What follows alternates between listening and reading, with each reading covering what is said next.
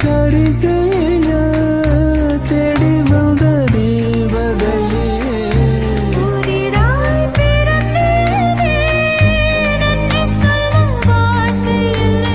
உள்ள ஊரு உதராசாத்தி உள்ளவரை எல்லாம் நீ